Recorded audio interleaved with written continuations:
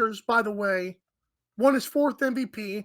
And I know Aaron, every talking head, especially Colin Cowherd, was like, it means nothing because Joe Burrow's a real MVP. I don't care.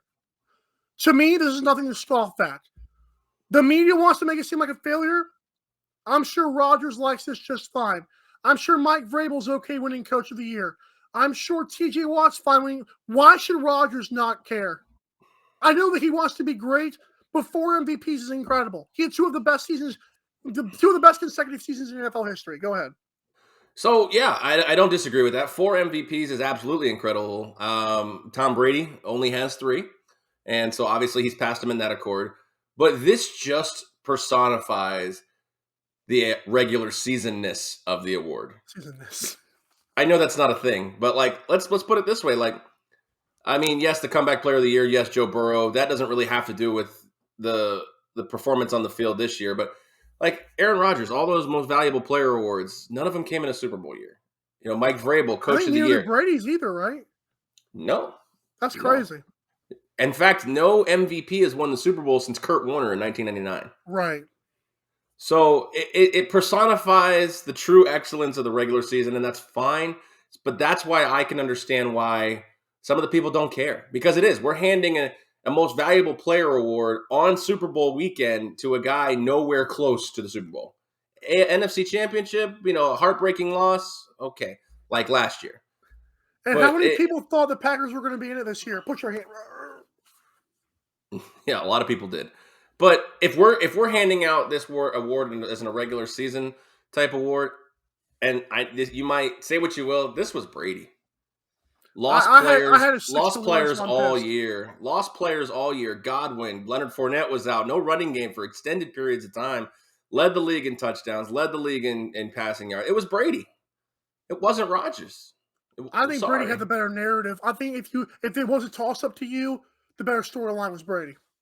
Well, not only the better storyline was Brady, but how much Aaron Rodgers shitted on all of the media this year, and they still voted for him. That shows you that all that was hogwash from Hab Arkish.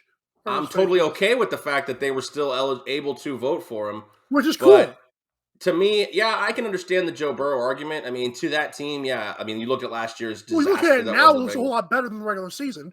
Right, and that's what I'm saying. If we make this a full season award, it's not going to Aaron Rodgers. It's probably not going to it's probably going to go to Matt Stafford if he wins Sunday. Or Burrow. See, I can argue I think they should do it before the Super Bowl. I think they should do it before the big game. So leading up to the Super Bowl? I think that should be the conference championship. That should be the end of it.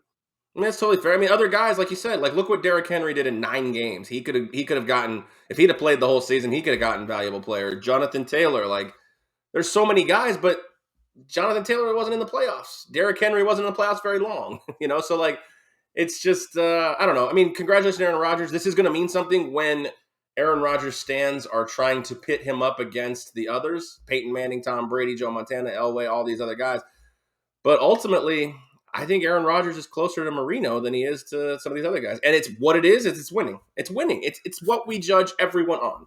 50 years from now, when we're old and no one remembers us, how about they'll remember Aaron Rodgers 4 MVPs. How about that? They will, but you know what? If Dan Marino had 3 Super Bowls, I think he might be the GOAT. Well, I agree. I watched Dan Marino play in the early to mid 90s, and he was incredible, absolutely incredible. But he gets 0 part of the discussion because he has 0 part of a Super Bowl ring. Right. Speaking of Derrick Henry, Mike Vrabel won Coach of the Year, and it was probably because Derrick Henry got hurt. Let's be fair. Yeah. Because if they had not gotten Jeremy McQuarters and who was the other one that you liked? D'Onta Foreman, Adrian Peterson for a little bit of time there. That was insane. Yeah. That seemed like so long ago. But hey, the number 1 player was out, possibly in the league, and they got the number 1 seed anyways, with a lot of time to spare. Colts were breathing down that neck. But were they though? For a while, yes, we were. You put some pressure on them. Luckily for the Titans, they had beaten the Colts already twice, so that helped too. If the Titans don't get the number 1 seed, to me, he's not Coach of the Year. So that's true. That's the only reason, in my opinion, he got Coach of the Year. I mean, that's another one. The Chiefs were there, right? And they beat the Chiefs too, so that's why you have to kind of almost hand it to them in that spot. If they don't get the number 1 seed, I'm really honestly, I know this sounds crazy, I'm looking at like Mike Tomlin. I mean, look at the dumpster fire that team was. I wonder how many votes he got. I didn't even see that. I don't know. I don't see the breakdown here, but there's Mike Tomlin. I mean, look at Rich Bisaccia, what he did after Gruden got fired.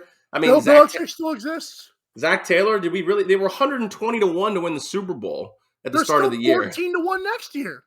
Yeah, so like there's three right there for me that beat the whole aspect of just getting the number 1 seed because your top running back was hurt. Like, But regular but it's a season, though, regular. That's what I was going for. right? It's a regular season award. And Zach Taylor might have been like the last place of all the guys you mentioned if it was a regular season award.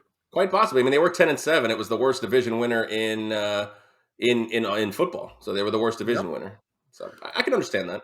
TJ Watt was the depoy. His brother, I'm sorry, his brother JJ Presenez. So, if there wasn't any collusion there, now you know. I'm kidding. Like, we don't know who won this thing. Oh, hey, I mean, let's JJ. be honest. He tied the freaking sack record. This is a no-brainer to me. Well, I think he could have done it in like, I think if he wanted to, he could have done it in 16 games. To be fair, I think a lot of people are going to talk about that, but I think he could have.